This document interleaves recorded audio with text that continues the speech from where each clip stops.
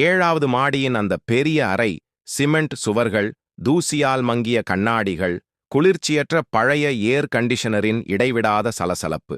ஜன்னல் வழியாக பார்த்தால் மேகங்களைத் தொட்ட உயரமான கட்டிடங்கள், கீழே கட்டுப்பாடின்றி கத்தும் வாகன நெரிசல். ஆனால் அந்த சத்தம் அனைத்தும் அனுபம் மிஸ்ராவின் உள்ளத்தில் ஓர் வெறுமையாய் மட்டுமே ஒலித்தது. நகரின் மிகப்பெரிய காவல் தலைமையகம் இன்று கூட்டம் நிரம்பியிருந்தாலும் அவரின் மனம் தனக்குள்ளே ஓர் வேறு கூட்டத்தால் சூழப்பட்டிருந்தது. கடுமையான கேள்விகளும் கசப்பான நினைவுகளும். அவர் முன் கோபுரமாய் குவிந்திருந்தது புகார் கோப்புகள்.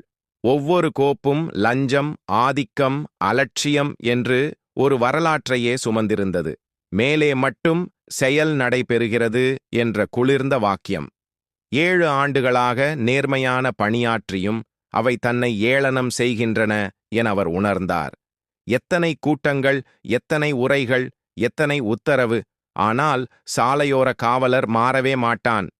மனக்குரல் அவரை உள்மனதில் குத்தியது. ஜன்னல் அப்பால் கார்களின் ஹாரன் சத்தம், வேகமாக ஓடும் பாதசாரிகள், உயர்ந்த கட்டிடங்களின் மின்னல், அவை அனைத்தும் வேறு உலகம் போல தெரிந்தன. அங்கேயே அவரது தந்தை ஒரு காலத்தில் நேர்மையின் அடையாளமாயிருந்தார். குழந்தை பருவ நினைவில் ஒரு காட்சி பளிச்சென்று வந்தது.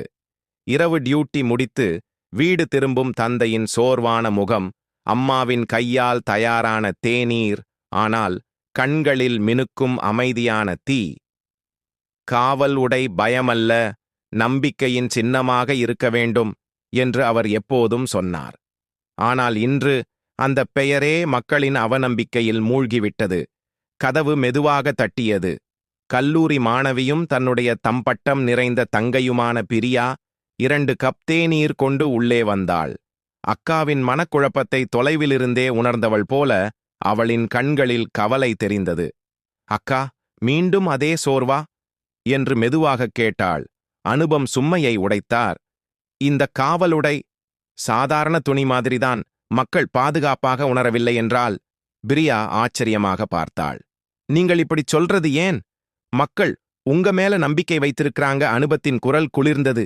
நம்பிக்கை? கீழே நிற்கும் காவலர் லஞ்சம் வாங்கினால், மேலிருக்கும் அதிகாரி புகாரை புதைத்தால் மக்கள் யாரை நம்புவார்கள்? தினமும் கூட்டம் நடத்துகிறேன், உத்தரவு விடுகிறேன், ஆனால் மாற்றம் சாலையில் தோன்றவே இல்லை. அறையில் ஒரு நொடிக்கு முழு மௌனம். வெளியே கார்களின் கூச்சலும் நின்றது போல. பிரியா கப்பை முன்வைத்து மெதுவாக சொன்னாள், அப்போ நீங்க என்ன செய்யப் போறீர்கள்? அனுபத்தின் கண்களில் விசித்திரமான உறுதி தெரிந்தது. இந்த உடையை கழற்றி சாதாரண குடிமகனாக சாலைகளில் நடக்கப் போகிறேன். மக்கள் என்னை என்று அறியாமல் இருக்கும்போது காவல்துறையின் உண்மையான முகம் எப்படி இருக்கும் என்று பார்க்கணும். பிரியாவின் முகம் பயத்தால் உறைந்தது. இது அபாயகரம் அக்கா. யாராவது உங்களை அடையாளம் கண்டாலும் பயத்துக்கு அல்ல, உண்மைக்கு நான் நேரில் நிற்பேன் என்று உறுதியுடன் சொன்னார் அனுபம். கண்ணாடியில் தன் பிரதிபலிப்பை நோக்கி நின்றபடி அவள் ஒரு நொடியின் பின் தனது காவலுடையை பார்த்தாள். 7 வருட உழைப்பும் வெற்றியும் பதக்கங்களும் அந்த துணியில்தான் இருந்தன. ஆனால் இன்று அது ஒரு சாதாரண துணி போல் தெரிந்தது. மெதுவாக தன் கேப்பை கழற்றி மேசையின் மீது வைத்தாள். கண்ணாடியில் பிரதிபலித்த முகம் சாதாரணமாக இருந்தாலும் கண்களில் எரிமலை போல தீப்பிடித்திருந்தது. இரவு ஆழமடைந்தது. நகரின் விளக்குகள் விண்மீன்கள் போல் திகழ்ந்தன. மறைந்திருக்கும் எண்ணற்ற கேள்விகளைப் போல். அனுபம் பால்கனியில் நின்று தூரத்தை நோக்கினார். பிரியா அவருடன் வந்து அமைதியாக நின்றாள். இருவரும் நீண்ட நேரம் பேசவில்லை. இதயத் துடிப்புகளும் தூரத்து நகரின் ஒலி மட்டும். இறுதியில் மிக மெதுவாக அனுபம் சொன்னாள், நாளை காலை இந்த நகரம் எனக்கு தனது உண்மையான முகத்தை காட்டும். நானும் இந்த நகரத்துக்கு அந்த இரவில் அவள் எடுத்த அந்த பிரதிஞ்சை சாதாரண வேலையின் ஓர் பாகமல்ல. அது தனது தந்தையின் கனவுகளையும் தன்னுடைய நம்பிக்கையையும் சோதிக்கும் ஒரு சத்தியம். காற்றில் குளிர்ச்சி இருந்தது. ஆனால் அவளின் உள்ளத்தின் புயல் இன்னும் கொந்தளித்தது. நாளைய நாள் அந்த நகரின் ஒவ்வொரு தூசி துகளையும், ஒவ்வொரு சத்தத்தையும், ஒவ்வொரு அநீதியையும் மாற்றிக் காட்டத் தயாரான புயல். மத்தியானம் அப்படி ஒரு கொடூர வெயில். சாலையை இரும்புத் தட்டாகக் கருதி சூரியன் தீட்டிக் கொண்டிருந்தான். காற்று இருந்தாலும் யாரோ அதன் கழுத்துக்குள் தூள் ஊற்றி வைத்த மாதிரி. சுவாசம் எடுக்கும் ஒவ்வொரு முறையும் குருட்டு மணல் தொண்டையில் சிக்க, கண்களில் நுண்ணிய மிளிர்வு குத்தியது. தலைமையகத்திலிருந்து வெளியேறும் முன் அனுபம் முடியை ரப்பர் பேண்டால் இறுக்கமாக கட்டிக்கொண்டாள். மங்கலான நிறத்தில் சித்திரப்பட்ட மெலிந்த பருத்தி குர்தா சல்வாருக்கு மேல் பொதுமக்கள் கூட்டத்தில் கலந்துவிடும் அளவுக்கு சாதாரணமான ஒரு மெல்லிய ஓடனியை போர்த்திக் கொண்டாள். பிரியா தன் பையிலிருந்து சற்று குளிர்ந்த பழைய கேன்வாஸ் தொப்பியை எடுத்தாள். கல்லூரி விழாவில் எங்கோ கிடைத்திருக்கும். அதை வெயிலிலிருந்து காப்பாற்றும் சிறிய உத்தியாக தலைக்கு வைத்தாள். இருவரும் ஒருவரை ஒருவர் நோக்கி எந்த வார்த்தையும் பேசாமல் பார்த்தனர். அந்த அமைதியிலே நேற்றிரவு எடுத்த சத்தியம் மீண்டும் ஒலித்தது. கேட் கடந்து வந்தவுடன் வெயிலின் அடிகள் முகத்தில் விழுந்தன. தரையில் பிரதிபலிக்கும் ஒளி கண்களைச் சுட்டது. சாலையில் ஒழுங்கில்லா போக்குவரத்து, ஸ்கூட்டர், ரிக்ஷா, கன்றுக்குட்டியை அழைத்துச் செல்லும் பெண், பள்ளியில் இருந்து திரும்பும் குழந்தைகளின் கனமான பைகள், வெயிலால் சூடாகிய மூங்கில் வேர்க்கடலை விற்கும் வண்டி, காகிதக் கூழாங்கற்களை பிடித்த பிள்ளைகளும் நிழல் தேடி விலகி நின்றனர். ஆட்டோ! பிரியா கரம் உயர்த்தி குரல் கொடுத்தாள். 3-4 ஆட்டோக்கள் சீறி சென்றன. சிலவற்றின் சைலன்சர் கிழிந்திருந்தது. அவற்றின் கடுமையான சத்தம் வெயிலின் வெள்ளைச் சுவரில் பிளவு போடுவது போல. பின்னால் மெதுவாக வந்து நிற்கும் பச்சை மஞ்சள் ஆட்டோ ஒன்று நின்றது. ஓட்டுநர் ஒல்லியானவர், கருப்பு நிறம், கண்கள் அருகில் வெயில் வருடங்கள் எழுதித் தந்த சுருக்கங்கள். வெள்ளை சட்டை மங்கலாக மஞ்சளானது. காலர் ஓரம் சிறிது கிழிந்தது. ஒரு பழைய மரியாதையின் பழக்கத்தோடு அவர் தொப்பியை எடுத்தார். எங்கே செல்லணும் அக்கா என்று பணிவுடன் கேட்டார். முதலில் பழைய சந்தை, பிறகு ஈத்கா ரோடு வழியாக பரீத்பூர் கட். எங்கு நெரிசல் குறைவோ அங்கு போங்க, அனுபம் சாதாரண குரலில் சொன்னாள். குறைவா? எங்கே அம்மா? அவர் சிரித்தார். ஆனால் சிரிப்பில் களைப்பே அதிகம், நகைச்சுவை குறைவு. எப்படியும் பார்த்துக்கிறேன். நான் ராம்லால். 30 வருடமா இதே சாலையில்தான். உட்காருங்கள். இரு சகோதரிகள் பின்னால் நெருக்கமாக அமர்ந்தனர். இருக்கையின் நுரை சில இடங்களில் பிளந்து பிளாஸ்டிக் கவர் வியர்வையால் ஒட்டியிருந்தது. ஆனால் ஆட்டோ நகரும் காற்று ஒரு சிறிய குளிர் பாய்ச்சியது. நகரின் ஏழைகளுக்கான தனி ஏசி போல. கியர் சத்தம். ஆட்டோ மெல்ல நகர்ந்து போக்குவரத்துடன் கலந்துவிட்டது. 30 ஆண்டா? பிரியா ஆச்சரியமாக கேட்டாள். குரலில் இயல்பான ஆர்வம். பத்திரிகையாளரின் விசாரணை இல்லை, ஒரு மனிதரின் கேள்வி மட்டுமே. ஆமாம், ராம்லால் கண்ணாடி வழியாக பார்த்தபடி சொன்னார். முன்னாடி கை ரிக்ஷா ஓட்டினேன். பிள்ளை நோய்பட்டது. கடன் பிடிச்சேன். யாரோ சொன்னாங்க ஆட்டோ வாங்கிக்கோ, வருமானம் கூடும். வாங்கினேன். அப்புறம் வீட்டு காசு எரியாதபடி பார்த்துக்கிட்டே இருக்கேன். மகளை கல்யாணம் செய்தேன். பையன் ITI சேரான். எரிபொருள் விலை உயரும், பாகங்கள் விலை உயரும், பயணிகள் குறையும். ஆனா இந்த நகரம் எவ்வளவு கொடுக்குது அதே அளவு எடுத்துக்கிட்டே இருக்கும். ஆட்டோ மெதுவாக நகர்ந்தது. இடப்பக்கம் ஒரு தேநீர் கடை. அலுமினிய பாத்திரத்தில் பால் கொதிக்கும்போது ஓரத்தில் படிந்த பால் வெயிலில் மெதுவாக மின்னியது. 4-5 பேர், ஒருவன் குளிர்ந்த சட்டையில், மற்றவர்கள் வியர்வை நனைந்த சட்டையில், கிண்ணம் பிடித்து சிரித்துக் கொண்டிருந்தனர். சற்று தூரத்தில் பிஸ்கெட் பைகள் கிழிந்திருந்தது. 2 நாய்கள் அதன் மேல் உரிமை கேட்டு முரண்டின. எங்கோ ஒரு குழந்தை அழுதது. யாரோ மோட்டார் சைக்கிள் ஹார்ன் பறிகொடுத்தது. அதே சத்தத்தில் எங்கிருந்தோ ஒரு விற்பனையாளர் கூக்குரல், குளிர்ந்த எலுமிச்சை சோடா என்ற வார்த்தைகள் ஆட்டோ வரை வந்தன. ஆனால் வெயில் அவற்றின் குளிர்ச்சியையே குடித்துவிட்டது. ராம்லாலின் குரல் மெதுவானது. காலை முதல் 300 சம்பாதிச்சேன். இன்னும் 2-3 சுற்று அடிச்சா மாலைக்குள் 1000 தாண்டும். எரிபொருள் கழிச்சு 800 இருந்தா பிள்ளைகளின் ஸ்கூல் ரசீது கட்ட முடியும். அதுதான். சிரிக்க முயன்றார். ஆனால் சிரிப்பு இருமலில் சிதறியது. எரிபொருள் விலை எவ்வளவு கிடைக்குது? அனுபம் நிதானமாக கேட்டாள். சாதாரண மனிதர் கேட்பது போல, அதிகாரத்தின் கூர்மை இன்றி. விலைன்னு என்ன? கம்பெனி சொல்றதுதான். சில நேரம் வரிசையில நிக்கிறோம், அப்போ ஒரு 2 குறையும். இல்லாட்டி அதே. அவர் தோள் சிமிட்டினார். ஆனா உண்மையான விலை இந்த சந்திப்புகள் தான் தீர்மானிக்கும். அவர் வாக்கியம் நிறுத்திக் கொண்டார். பிரியா ஜன்னலுக்கு வெளியே பார்த்தாள். ஒரு கட்டிடத்தின் 2ஆம் மாடியில் இருந்து சிந்தும் தண்ணீர் வெயிலில் சிறிய முத்துக்கள் போல மின்னியது. சாலையோர குப்பை மேட்டில் உலர்ந்த இலைகளுடன் பிளாஸ்டிக் பை ஒன்று ஒட்டியிருந்தது. காற்று எழும்பும்போது இலைகள் ஆடினாலும் பிளாஸ்டிக் பிடிவாதமாக அங்கேயே இருந்தது. நகரின் சில குறைகள் போல் அவை அசையும், ஆனால் அகலாது. பழைய சந்தை வந்தது. போக்குவரத்து சிக்கல் மோசமடைந்தது. ஹார்ன்கள், குரல்கள், ஒரு லாரியின் பெரும் முழக்கம், மேல் பக்கத்தில் ஒரு கோவிலின் மணி ஓசை, அந்த சத்தம் முழுவதிலும் மென்மையான கோடு போல ஒலித்தது. ராம்லால் ஆட்டோவை இடப்பக்க வழியில் நிறுத்தினார். அப்போது 2 இளைஞர்கள், முடியில் ஜெல், மலிவு கண்ணாடி, ஆட்டோ அருகே வந்து ஆங்கிள், சிவில் லைன் என்றனர். பாதை எதிர் திசை பிள்ளைகளே, ராம்லால் சொன்னார். திரும்பும்போது காலி இருந்தால். அவர்கள் கேட்காமல் முன்னேறினர். நகரம் கேட்காது, பேசும் மட்டுமே. ஈத்கா ரோடு நோக்கி திரும்பும்போது தூள் இன்னும் கூடியது. சாலையில் இடையிடை பள்ளங்கள், மழைக்காலத்தின் நிலையான நினைவுச் சின்னம். ஆட்டோ துள்ளி மீண்டும் சீர்பட்டது. பிரியா பையை இறுக்கமாகப் பிடித்தாள். அனுபம் தன்னிடமே ஆட்டோ கூரையில் கையை வைத்தாள். ஒவ்வொரு துள்ளலிலும் உள்ளிருக்கும் சிந்தனைகளை நிலைப்படுத்தும் போல. அங்க போமாட்டோம், ராம்லால் திடீரென மெதுவாகச் சொன்னார். ஏன்? பிரியா கேட்டாள். முன்னாடி தற்காலிக சாவடி இருக்கு. இப்போ கம்பீர சோதனை. என்கிட்ட காகிதம் எல்லாம் சரியாக இருக்குது. ஆனா அவர்களுக்கு பிடிக்கல் என்றால் ஏதோ குறை சொல்லுவார்கள். சைடு போன்னு சொல்வார்கள். அந்த சைடு என்ன அர்த்தம் என்பதை நீங்கள் தெரிந்திருப்பீர்கள். சோர்வை சிரிப்பால் மறைத்தார். பிறகு? அனுபத்தின் குரல் அமைதியாக இருந்தது. பிறகு சலான், இல்லையெனில் ரசீது இல்லாமல் கொஞ்சம். சில சமயம் கேட்கவே தேவையில்லை. அவர்கள் சொல்வதுதான் சட்டமாகிவிடும். அவர் ஒரு நீண்ட மூச்சு விட்டார். ஆனா மேடம், நீங்க கவலைப்பட வேண்டாம். உங்களுக்குள் இருக்கும்போது அவங்க கண்ணுக்கு படாத மாதிரி வழி மாற்றிடுவேன். அனுபம் ஒரு நொடி சிந்தித்தாள். நேற்றிரவு எடுத்த சத்தியம் மனதில் தீபம் போல எரிந்தது. இல்லை, அங்கேயே போங்க என்று உறுதியுடன் சொன்னாள். ராம்லால் சில நொடிகள் அமைதியாக இருந்தார். பின்னர் சொன்னார். சரி, என்ன நடக்குமோ பார்க்கலாம். நான் ஓடிவிடும் மனிதன் அல்ல. 30 வருடம் ஸ்டியரிங் பிடித்த கைகள் குலுங்காது, ஆனா வயிறு குலுங்கும். அவர் மெதுவாக சிரித்தார். தன் கிண்டலிலிருந்தே தைரியம் எடுக்க முயல்வதைப் போல. அடுத்த மூலையில் அந்த தற்காலிக காவல் சாவடி தென்பட்டது. சிறியதாக இருந்தாலும் அதிகாரத்தின் துர்நாற்றம் நிரம்பியது. 2 மூங்கில் கம்பிகள் மேல் கட்டப்பட்டிருந்த தர்பாலின் ஒரு மூலை தொடர்ந்து காற்றில் பறந்து கொண்டிருந்தது.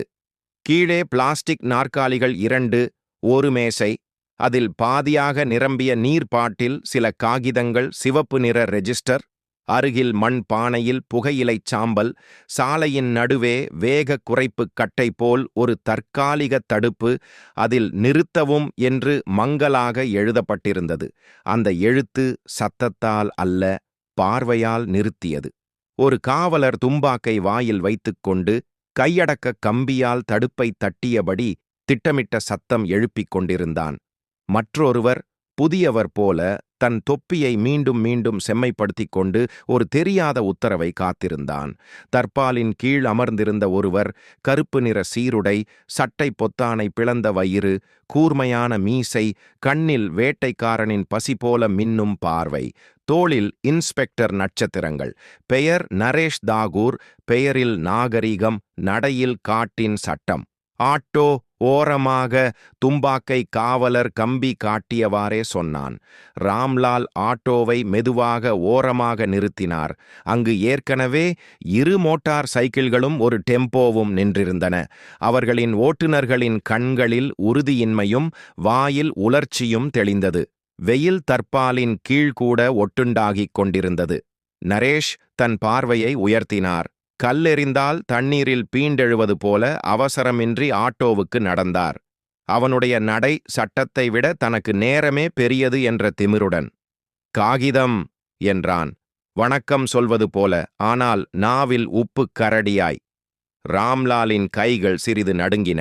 அவர் ஆவணக் கோப்பை எடுத்தார். ஆர்சி, காப்பீடு, பரிசோதனை, PUC. ஆண்டுகால பழக்கத்தால் அனைத்தும் தெளிவான பைலில் ஒழுங்காக. எல்லாம் சரி சார், இன்று ஃபிட்னஸ் நகல் பழையது, அசல் வீட்டிலே இருக்கு, ஆனா போன்ல படம் இருக்கு பாருங்க என்றார். நரேஷ் காகிதங்களை புரட்டி பார்த்தார். பக்கங்களின் சத்தத்தில் குற்றம் கேட்கும் போல. பின்னர் போனை கண்ணாடி பார்த்தார். கையை நீட்டவில்லை. போன்ல படம்? அவன் சிரித்தான். அப்படின்னா காகிதம் எங்கே? வீட்டில சார். ராம்லாலின் குரல் மென்மையாயிற்று. காலை சீக்கிரம் கிளம்பினேன், மறந்துட்டேன். நரேஷ் கண்ணால் ஒரு சைகை செய்தான். நின்றிருந்த காவலர் உடனே தடுப்பை இன்னும் முன் தள்ளி வரிசையை நீட்டினான். நீண்ட வரிசை என்றால் நீண்ட பயம். புது சலான் புக் ஏடு என்று புதிய காவலரிடம் சொன்னான். இளம் காவலர் உடனே புத்தகம் எடுத்தான். சார், தவறாயிடுச்சு. ராம்லால் தன் கையை தன்னால் நிறுத்த முடியாமல் முன் நீட்டினார். காலை முதல் 300 தான் சம்பாதிச்சேன். வீட்டில பையன். சொல். தொண்டையில் சிக்கியது. நரேஷின் கண்கள் நெருங்கின. குளிர்ந்த சிரிப்புடன், வீடு வீடு கதை எல்லாருக்கும் இருக்கு. சட்டமும் வீட்டுக்காரனா என்று கேட்டான். அவன் முன்னே சாய்ந்து குரல் முழு கூட்டமும் கேட்கும் அளவில், கையளி பண்ணிவிடு, இல்லேனா வண்டி பறிமுதல். 3 நாள் பின்தான் விடுவோம். வெயில் அந்த பொழுது இன்னும் சூடாகியது. ராம்லாலின் கன்னத்தில் வியர்வை சொட்டியது. சார், 200 கொடுக்கலாமா? அவன் குரல் பிரார்த்தனை போல மந்தமாயிற்று. 200. நரேஷ் சிரிப்பை மறைக்கவில்லை.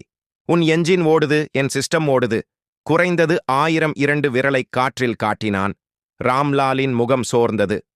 சார், 1000. நான் எங்கிருந்து?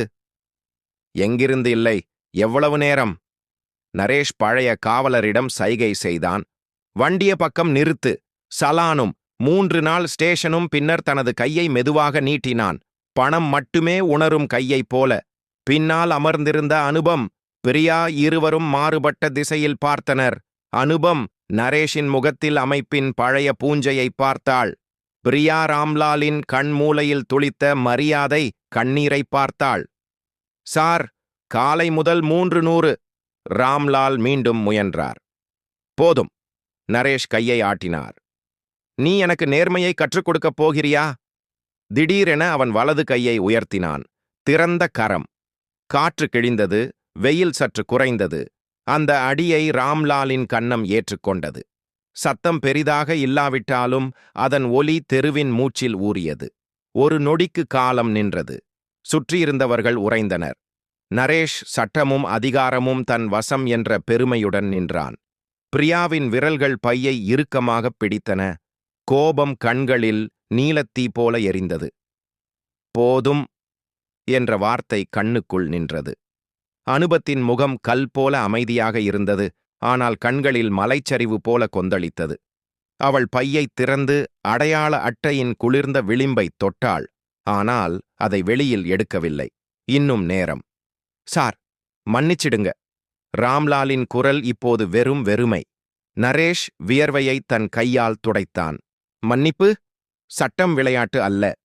10,000 அபராதம் வரும். பின்னர் கைகளை கீழே இறக்கினான். ஆனா மனசு பெரியது. 1000 கொடு. இல்லாட்டி ஸ்டேஷன் சுற்றியிருந்த மக்கள் கண்ணீர் விட்டு பார்த்தனர். ஆனால் முன்னோக்கி யாரும் வரவில்லை. பிரியா மெதுவாக, அக்கா, இப்போ? இல்லை. அனுபம் அதே மென்மையான குரலில் சொன்னாள். ஒரு நொடி இன்னும். உண்மை தானாகவே நேரம் கேட்கும். நாம மக்கள் இல்லை, நாம உண்மை. உண்மைக்கு நேரம் தேவை. அந்த பொழுது இளம் காவலர் ஒரு கணம் ஆட்டோக்குள் பார்த்தான். அவள் கண்களை சந்தித்ததும் பார்வை தாழ்ந்தது. அதன் முகத்தில் கேள்வி எழுந்தது. வெயில் பதிலை மறைத்தது. நரேஷ் விரலைச் சுட்டான். எவ்வளவு நேரம் ஆகுது? பணம் கொடுத்து போ. ராம்லால் தனது சட்டைப் பையில் கையை வைத்தார். காசுகள், சின்ன நோட்டுகள். 400. மேலும் ஒரு நொடி. சார், இதுதான் மிச்சம் மாலை வரை என்றார். நரேஷ் பணத்தை பார்த்ததே இல்லை. அவரது வலது கை ராம்லாலின் மணிக்கட்டில் பிடித்தது. பிடிப்பில் வலிமை இல்லை, அவமானம் மட்டுமே. 1000 சொன்னேன். பிரியாவின் உள்ளம் கொதித்தது. ஆனால் அனுபம் அவளை ஒரு பார்வையால் நிறுத்தினாள். அனுபம் தனது பையை மீண்டும் திறந்து அடையாள அட்டையை எடுத்தாள். அதில் அசோகச் சின்னம் வெயிலில் பிரகாசித்தது. அந்த ஒளி திடீரென காற்றில் குளிர்ச்சியை உண்டாக்கியது. ஸ்டேஷனுக்கு போகலாம், அவள் குளிர்ந்த குரலில் சொன்னாள். ஆனால் முதலில் உங்களுடைய பெயர், பெல்டென், நேரம், இந்த ரோட்டில் நடந்த அனைத்தும் ரெஜிஸ்டரில் எழுதப்பட வேண்டும். டிரைவரை பொதுமக்கள் முன் அடித்தது பதிவு செய்ய வேண்டும். சாட்சிகள் பெயரும் வரும். கேமரா யாரிடம் இருக்கிறதோ அவர்கள் பதிவு செய்யட்டும். அவளின் குரல் வெயிலில் ஓடும் குளிர்ந்த நீரோட்டம் போலிருந்தது. நரேஷ் அதிர்ச்சியுடன் பார்த்தான். நீ யார்? அவன் கண்களைச் சுருக்கினான். அனுபமடையாள அட்டையை புரட்டி காட்டினாள்.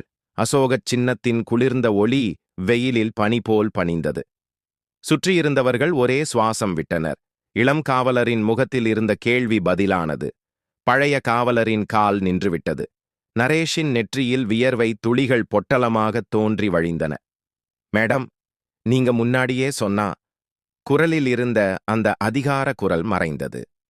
அனுபம் எந்த பேச்சும் இன்றி தன் கையால் தண்ணீர் பாட்டிலின் மூடியை மூடினாள். நாங்கள் பொதுமக்கள் போலவே வந்தோம் என்றாள் அமைதியாக. இனி நீங்கள் செய்ததை எழுதிடுங்கள். வாகனம் இங்கேயே இருக்கும். உங்கள் மேல் அதிகாரியை அழைக்கவும். நாங்கள் காத்திருக்கிறோம். பிரியா முதல் முறையாக ஆழ்ந்த மூச்சு விட்டாள். ராம்லால் இன்னும் மயக்கத்தில் இருந்தார். ஆனால் அவரது கண்களில் சிறு ஒளி தோன்றியது. அவர் கன்னத்தில் இருந்த அடிபட்ட தடத்தை துடைத்தார். சுற்றியிருந்த மக்கள் மொபைல் எடுத்தனர். சிலர் லைவ் சொன்னார்கள். சிலர் பதிவு மட்டும் செய்தனர். எஸ்பி மேடம் என்ற சொற்கள் கூட்டத்தில் மரியாதையாக பரவின. நரேஷ் தனது போனை எடுத்தான். இந்த முறை அவன்தான் அழைத்தான். ஈத்காரோடு திரும்பியபோது ஆட்டோவின் கரகரப்பில் புதுச்சிறப்பே இருந்தது. இரும்பின் ஒவ்வொரு அதிர்வும் தன் கதையை எழுதி வைத்தது போல. தூள் இன்னும் இருந்தது. வெயிலும் எரிந்து கொண்டிருந்தது. ஆனால் மக்கள் முகங்களில் தோன்றிய மாற்றம் சாலையிலும் அல்ல, காற்றிலும் கூட கலந்திருந்தது. பின்விட்டு வந்த சாவடியில் தர்பாலம் மறக்கப்பட்ட திரை போல இருந்தது. ஆனாலும் அதன் ஒவ்வொரு மடிப்பிலும் புதிய கதை அமைதியாக சுவாசித்தது. ராம்லால் மெதுவாக ஆட்டோவை பழைய மருத்துவமனை மூலையை நோக்கி திருப்பினார். எதிரே வரும் காற்றில் இனி அந்த கசப்பு இல்லை. பிரியாபையை மார்பில் இறுக்கிக் கொண்டு இடது பக்க ஜன்னல் வழியாக பார்த்தாள். சிறிய கடைகளின் கதவுகள் பாதியாக திறந்திருந்தன. பான் கடைகளில் 2-3 வாடிக்கையாளர்கள் இன்னும் அந்த சாவடி பக்கம் பார்வையை திருப்பிக் கொண்டே இருந்தனர். ஒவ்வொரு முகமும் கேள்வியாயிருந்தது. யாராவது உண்மையிலே நிற்க முடிகிறதா? அனுபத்தின் கண்களில் ஆழ்ந்த அமைதி இருந்தது. ஆனால் அந்த அமைதிக்குள் தயாரான புயலின் கூர்மை யாரும் காணவில்லை. தன் தந்தையை நினைவு கூர்ந்தாள். அவர் முதல் முறையாக சீருடை அணிந்து வீடு திரும்பிய அந்த மாலை. இது சாதாரண துணியில்லை, பொறுப்பு என்று தாய் சொன்னாள். தந்தை சிரித்துக்கொண்டே தலையசைத்தார். அந்தச் சிரிப்பே இன்று அனுபத்தின் மனதில் கட்டளையாக ஒலித்தது. ஆட்டோ ஒரு சந்திப்பை கடந்து பிரதான சாலையில் நின்றது. இங்கிருந்து கட்டுப்பாட்டு அறை வரை நடந்து செல்ல முடியும். ராம்லால், இப்போது கட்டுப்பாட்டு அறைக்கு போக வேண்டும். அங்கிருந்து டிஎஸ்பியை அழைக்க வேண்டும். நீங்களும் வர வேண்டும். தயார் என்று அனுபம் கேட்டாள். ராம்லால் தயங்காமல், மேடம், தயார். நடந்ததை இனி எந்த பயமும் மறைக்காது என்றார். அவரது கண்களில் பயம் இல்லாமல் உறுதியான பிடிவாதம் ஒளிந்தது. ஒரு சாதாரண மனிதரை அசாதாரணமாக்கும் அதே பிடிவாதம். பிரியா மெயாபைல் எடுத்து ஏற்கெனவே பதிவு செய்யப்பட்ட காட்சியை அமைதியாக சேமித்தாள். இது சாட்சியம் என்று மெதுவாகச் சொன்னாள். அனுபம் தலையாட்டினாள். இப்போது உண்மைக்கு தன்னை காக்கும் ஆயுதம் இருந்தது. கட்டுப்பாட்டு அறை கதவிற்கு வந்ததும் வெப்பமான காற்று மோதியது. உள்ளே கடிகாரத்தின் டிக் டிக், கணினிகளின் மென்மையான பீப், வயர்லெஸின் ஒலிகள், இவை அனைத்தும் நகரின் நரம்புகளின் துடிப்பைப் போல் இருந்தது. டியூட்டி அதிகாரி தலை தூக்கினார். முதலில் ஆச்சரியமும் பின்னர் மரியாதையும். இப்படிப்பட்ட வடிவில் எஸ்பியை அவர் ஒருபோதும் பார்த்ததில்லை. மகோதை என்று உடனே நின்று மரியாதை செய்தார். கால் போடுங்கள், அனுபம் அமைதியான குரலில் சொன்னாள். டிஎஸ்பியை உடனே அழைக்கவும். ஈத்கா சாவடியில் துறை நடவடிக்கை செய்ய வேண்டும். சில நிமிடங்களில் டிஎஸ்பியின் வண்டியின் சைரன் காற்றை கிழித்தது. சாலையில் இருந்தவர்கள் சாதாரண மதியமா இப்படி பெரும் சத்தமாக மாறியது என்று புரியவில்லை. ஆனால் கூட்டத்தின் கண்களில் நம்பிக்கையின் சிறு மலர் மலர்ந்திருந்தது. டிஎஸ்பி ஆகாஷ் வர்மா வண்டியிலிருந்து இறங்கினார். விரைவான, கட்டுப்பாடான நடையுடன். மேடம், அவரது குரலில் மரியாதையும் கேள்வியும் இருந்தது. அனுபம் சுருக்கமாக அனைத்தையும் விவரித்தாள். நரேஷின் லஞ்சம், அடித்தல், பொதுமக்கள் முன்னே நடந்த அவமரியாதை. பிரியா மொபைலில் பதிவை காட்டினாள். ராம்லால் நடுங்கிய குரலில் விளக்கமளித்தார். ஒவ்வொரு சொலும் சாலையின் தூளிலிருந்து எழுந்து அறையின் காற்றில் உறைந்து கொண்டது. உத்தரவு உடனே வந்தது. இன்ஸ்பெக்டர் நரேஷ், தாகூரை உடனடியாக இடைநீக்கம் செய்யுங்கள். சம்பந்தப்பட்ட அனைத்து காவலர்களையும் லைன் ஹாஜர் செய்யுங்கள். துறை விசாரணை இப்பேயாது துவங்கும். இந்த வார்த்தைகள் சாதாரண ஆணையல்ல. சட்டம் தன் உள்ளிருக்கும் குப்பையை மக்களுக்கு முன் சுத்தம் செய்யத் தொடங்கிய தருணம். சிறிது நேரத்தில் சாவடியில் மீண்டும் மக்கள் திரண்டனர். கட்டுப்பாட்டு அறையிலிருந்து காவல் வாகனங்கள் புறப்பட்டன. சிகப்பு நீல விளக்குகள், நீண்ட சைரன்கள், சாலையில் விசித்திரமான அமைதி. ஒவ்வொரு வீட்டு ஜன்னலும், ஒவ்வொரு கடை கதவும், ஒவ்வொரு ரிக்ஷாவும் இப்போது சாட்சிகள். சாவடியில் வந்ததும் டிஎஸ்பி உத்தரவு வழங்கினார். சில மணி நேரத்திற்கு முன் அதிகாரத்தின் போதை கொண்டிருந்த நரேஷ் இப்போது வியர்வையில் நனைந்து கண்களில் பதட்டம் நிரம்பியவனாக நின்றான். அவரது தடிமனான மீசை சோர்ந்து நடை அகங்காரம் உடைந்து போனது. இன்ஸ்பெக்டர் நரேஷ் தாகூர், டிஎஸ்பியின் குரல் கல்லில் சுத்தியடி போல. உங்களை உடனடியாக இடைநீக்கம் செய்கிறோம். ஆயுதமும் பெல்டும் ஒப்படையுங்கள். கூட்டம் சுவாசம் நிறுத்தியது. மொபைல் கேமராக்கள் மேலே உயர்ந்தன. நரேஷ் சுற்றி நோக்கினார். இப்போது பார்வைகள் பயத்தால் அல்ல, விசாரணையின் கூர்மையால் நிறைந்திருந்தது. அவர் பெல்ட்டை அவிழ்த்து ரிவால்வரை மேசையில் வைத்தார். சத்தம் மிக மெதுவாக இருந்தது. அனுபம் கோபமின்றி தெளிவான குரலில் சொன்னாள், சட்டத்தை பொதுமக்கள் முன்னே அவமதித்தது நடந்தது. பதிலும் மக்கள் முன்னே வரும். அதுதான் நீதி. ராம்லாலின் கண்களில் ஒளி, சோர்விற்கும் மேலான வெற்றியின் ஒளிர்வு. கூட்டத்தில் யாரோ கிசுகிசுத்தார். இப்போது மாற்றம் வரலாம். கட்டுப்பாட்டு அறையின் வானொலியில் அறிவிப்பு ஒலித்தது. மாவட்ட தலைமையகத்திலிருந்து உத்தரவு. அனைத்து சாவடிகளிலும் சுழற்சியில்லா பொறுமை கொள்கை உடனடியாக அமலாக்கம். அந்த வார்த்தைகள் காற்றில் பரவின. முழு நகரம் மீது புதிய கோடு வரைந்தது போல. நரேஷை வாகனத்தில் ஏற்றி அழைத்துச் சென்றனர். சாலையில் மக்கள் அமைதியாகச் சென்றனர். ஆனால் அவர்களின் முகங்களில் பயத்துக்கு பதில் திருப்தி. அந்த திருப்தி எந்த கோஷமுமல்ல, எந்த உரையுமல்ல. நீண்ட நாளுக்கு பிறகு வரும் அந்த அமைதியான வெற்றி. அனுபம் ராம்லாலை நோக்கி, இப்போது நீ வீட்டிற்கு செல்லலாம். உன் வாக்குமூலம் பதிவு செய்யப்பட்டுள்ளது. இன்று நடந்தது உன் துணிச்சலின் காரணமாகும் என்பதை நினைவில் கொள் என்றாள். ராம்லால் தலை குனிந்து, மேடம், இன்று உண்மையிலே காவல்துறை மக்களுக்கானது போல தோன்றியது. நன்றி என்றார்.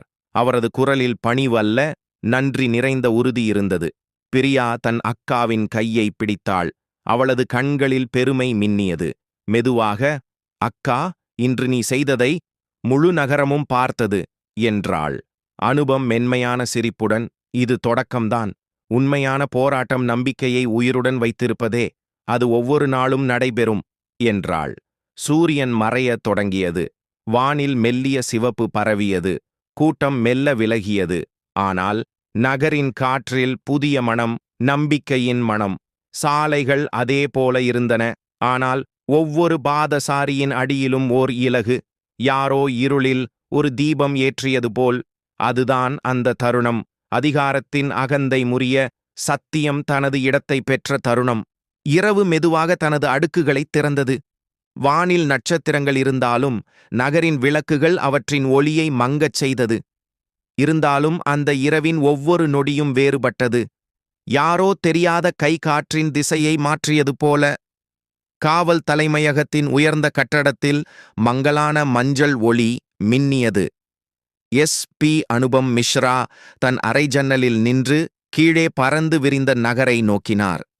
மதியத்தின் ஒவ்வொரு நிகழ்வும் இன்னும் புதியது. ராம்லாலின் நடுங்கும் முகம், நரேஷின் சவால் நிறைந்த சிரிப்பு, கன்னத்தில் விழுந்த அறையின் ஒலி, மக்கள் முன்னே நீதியின் அறிவிப்பு. அவளது கண்களில் அந்த நினைவுகள் இருந்தன. ஆனால் சோர்வு இல்லை. தந்தை சொன்ன அந்த வாசகம் மீண்டும் மீண்டும் ஒலித்தது. இந்த சீருடை பயத்தின் அடையாளமல்ல, நம்பிக்கையின் அடையாளம். ஜன்னல் கண்ணாடியில் படிந்த தூசியில் அவள் பிரதிபலிப்பு மங்கியது. மெதுவாக கையை உயர்த்தி தூசியை துடைத்தாள். மனதில் எஞ்சிய சோர்வையும் துடைத்தது போல். அப்போது கதவு திறந்தது. பிரியா 2 கப் சூடான தேநீருடன் வந்தாள். முகத்தில் பெருமை, ஆனால் கண்களில் ஆழ்ந்த அமைதி.